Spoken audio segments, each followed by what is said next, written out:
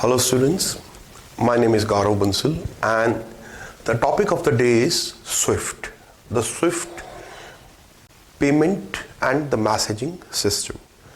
So SWIFT has been in news and it is one of the most searched term on Google today, and it is also a top trending topic on Twitter and different social media. Why suddenly entire world is interested in this mundane technical aspect of the financial transfers? The reason is the Western powers, which is USA, Europe, etc., they have now decided to exclude Russian banks out of this SWIFT system. They have not excluded all the banks so far, but they have excluded several and they are threatening to exclude the others as well. So in a way, the international media and many experts are treating this as a major blow to the Russian economy, and they are saying that more than any military intervention or the armed intervention, this is going to cripple Russia even more.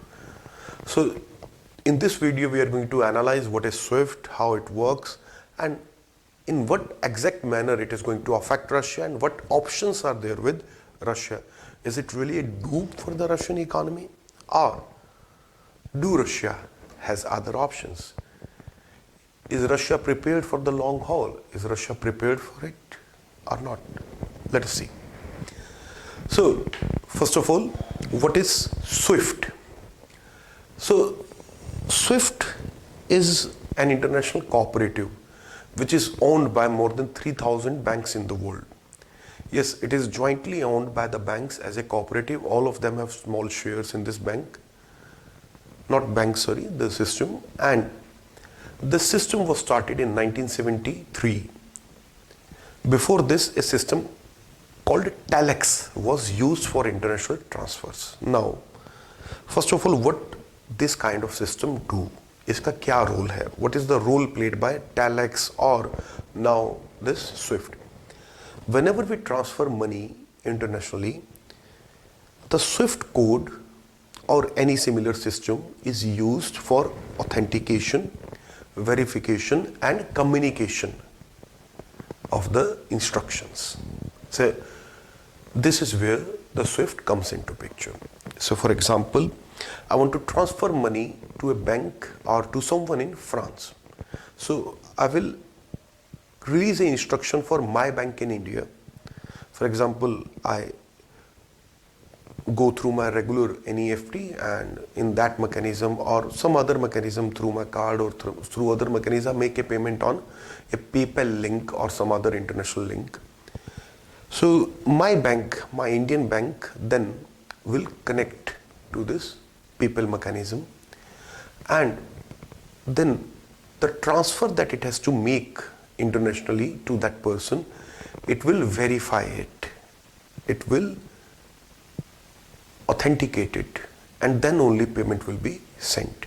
SWIFT does this job of authentication, verification and the payment instruction. How much is to be paid, to exactly whom, which branch, where exactly it is to be paid. So this payment instruction is issued by the SWIFT system in international order where the banks are member of SWIFT. So SWIFT is not a system which actually transfers the money. SWIFT is a system which allows bank to communicate with each other, which allows bank to release instructions. So for example, I have to transfer money from my Indian account to someone in France. So my Indian bank, for example, I go to them and I submit money for payment. So my Indian bank will release an instruction which will be in the form of a SWIFT code. Okay? And all the codes are routed through Brussels, where the headquarters of the SWIFT is located. Now my bank will send an instruction to this French bank, but it will go through Brussels. And if Brussels refuses me to send this instruction, then my bank cannot send such an instruction to France, and the other person to whom I have to send money, he cannot receive money in France. My bank will send instructions to the French bank that give this man this much money in his account or in whatever way he wants. So that instruction would be very clear. If it is an account, it would be an account. If it is to be cash withdrawal, then it would be cash withdrawal. So in what manner, which branch, which account, all of that is generated as a SWIFT message. And financial systems will do that. So if financial systems are excluded from the SWIFT platform or the SWIFT system, then they will not be able to communicate, and then they will not be able to send payment instructions, and nor they will be able to receive payment instructions. And now Russian banks have been excluded from it. And in this manner, the system is going to affect them. Think about it. If Indian government exclude 5 banks out of the IFSC system, that these banks now their IFSC codes are invalid and now they cannot be used, then you cannot send NEFT to anyone who has a bank account in this branch. You cannot use your traditional RTGS NEFT because you need to provide IFSC code. Without IFSC code, payment instruction cannot be prepared. But maybe UPI, maybe something else, maybe you can still make, which does not use the IFSC code. So in a very rough way, I'm not saying it is similar, the SWIFT also plays this type of a role. SWIFT has issued unique codes to the international bank branches or to the bank branches which are registered with it. And it is also called BIC, Bank Identification Code. It is also known as the ISO 9362 code, which is more of a technical term. And in general language or general parlance, it is simply called the SWIFT code. So there are various names for the same thing, but it is essentially a code which is issued to every bank that is member of the SWIFT system. And whenever banks make payment, then they provide clear instruction. So SWIFT has a coding system for the members through which every bank has a unique identification, and then instructions are made using those unique codes and then the other standard templates that are there.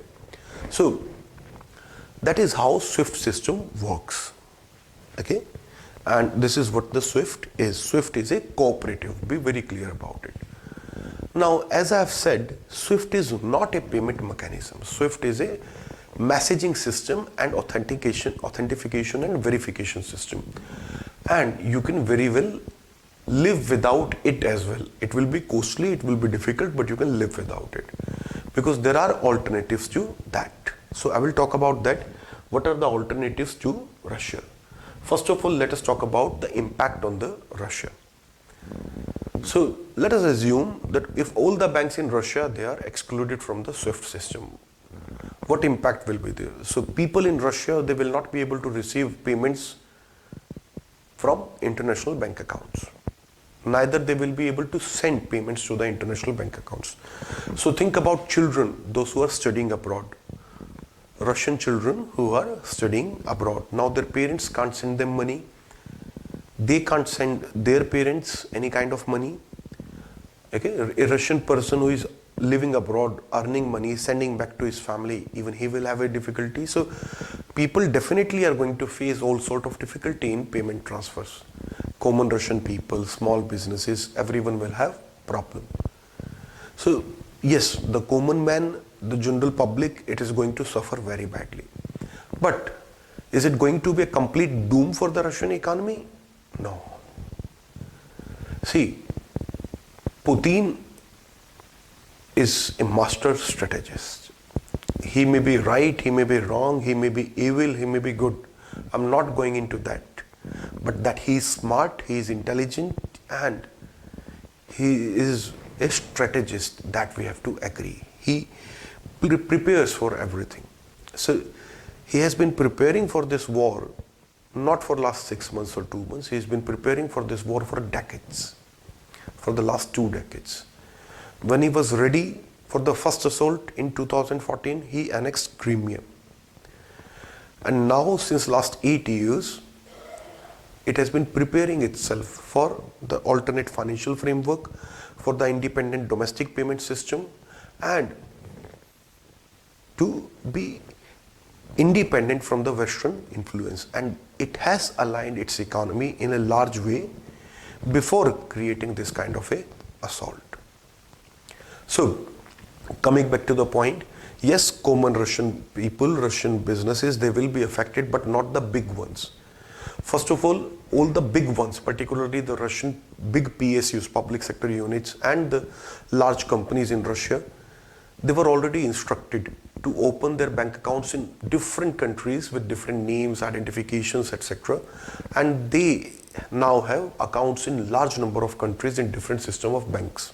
Now, even if you exclude Russian banks out of the SWIFT system, and the Russian companies cannot receive payments in the Russian banks, they can still receive payments in their foreign banks. Okay, so they've already established their presence in that way. But yes, it is restricted to the large companies, large businesses. The small people, small companies, that is why I'm saying the common people, the small businesses, they are going to suffer, but the big companies, they are not going to suffer that much. So they can receive their payments abroad. Okay, and it's not just the only way. There are many other mechanisms. One of the things which has appeared as a boom or a boon for Russia is Bitcoin or the cryptocurrencies. Now, the common people and small businesses, they can rely to some extent on cryptocurrencies for making and receiving payments. Now, crypto is a decentralized system which no country controls and can never even control in future. And it is a reasonably safe system, and the cryptos can be used for payment. The only downside is crypto has too much of fluctuation compared to a national currency, and hence receiving payments in this is going to be a bit headache, is going to be problematic. Okay, for example, your margin was 10%. By the time you receive payment, your Bitcoin value decreased by 15%. Now, instead of having a profit in your trade, you have a loss. So yes, in that sense, it is going to be a problem. But apart from cryptocurrency, there are other mechanisms as well. First of all, Russia has prepared its own messaging system. Okay, so Russia has a system called SPFS, and Russia has already established this framework with several European banks in Germany and Switzerland. And these banks have given assurance that their oath to secrecy and client service is much bigger than everything else, and they will continue to provide support. So even if Russia has problems, they can receive money through these banks. Okay, so they have already established a framework, although on a bit smaller scale, on a very small scale, but with several banks in Switzerland and Germany, where the banking oaths are very strong and the banking secrecy is considered paramount, and even governments cannot force the banks to provide complete details. And this is one of the reasons why several billionaires and other people keep their money in Swiss accounts. Okay, so again, Russia has prepared for this. So they have created this system, SPFS, with Germany, Switzerland banks. Not all the banks, but several of the banks. Now, Russian banks are connected to these banks at least, even if they are blocked from the SWIFT. Then, SWIFT is not the only system. Even today, okay, although it accounts for bulk of transactions, okay, it is said that almost 40 million transactions per day and so much value that is transferred, still it is about 70% of the international transactions. Still there are many alternatives. USA has a system which is called wire. It is more expensive, that is why it is becoming less and less popular, but it is also there. So there is a system called FedWire.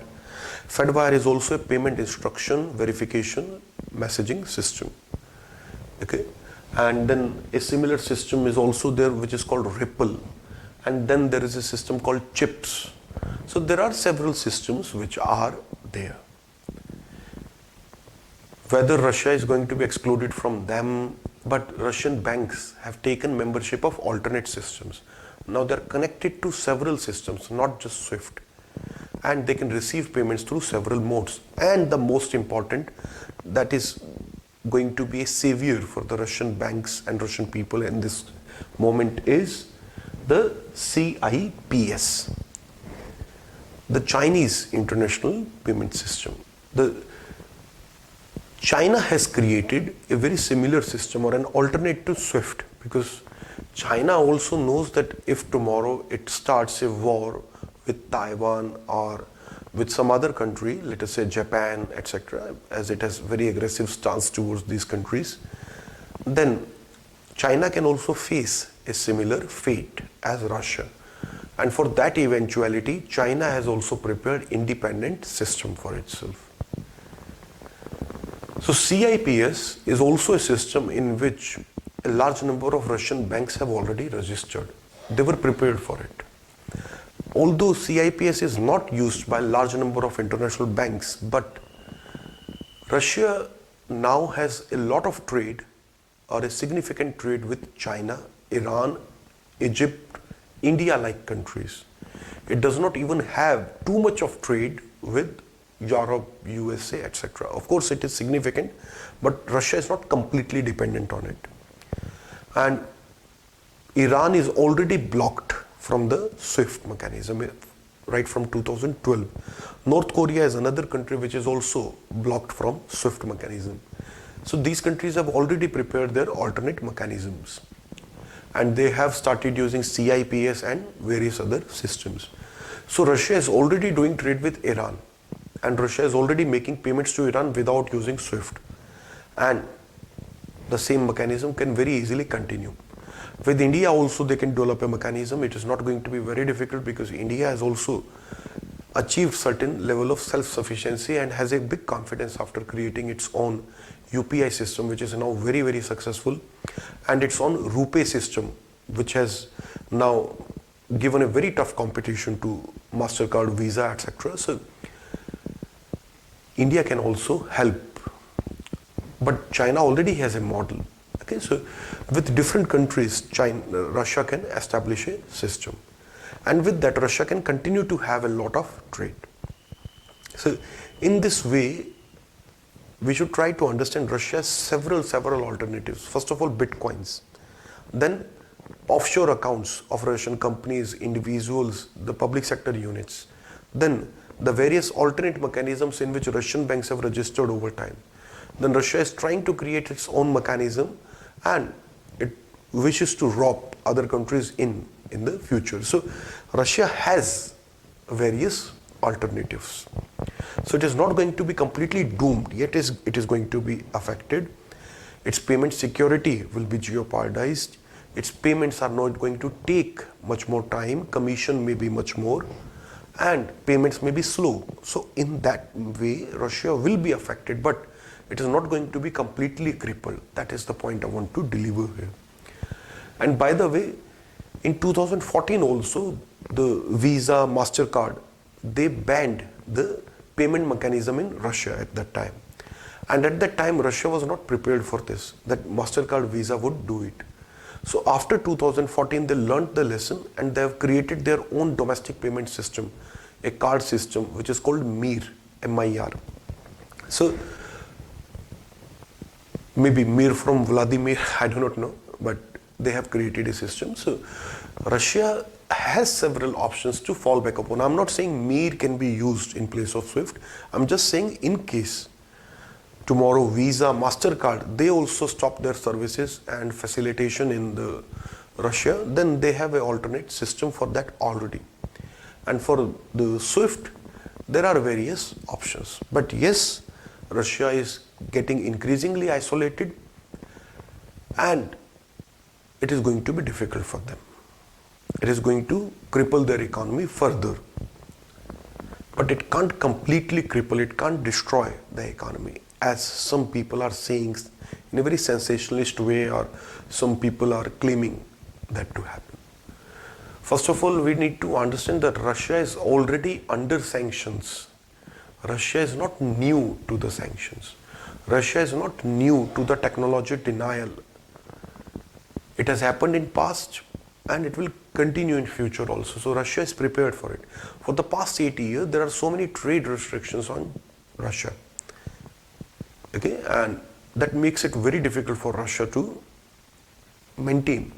If they have maintained with all those restrictions so far, then already they are very much isolated from the West. Already their trade is much more aligned with the East, with the countries like China, Iran, Egypt, etc., as I've said. So that is why the new sanctions are not going to completely scare the Russians away. It is not too big a threat to stop the war at present. And that is why it is not working. So this is all about the SWIFT system, the impact on Russia and the alternatives with the Russia. Thank you.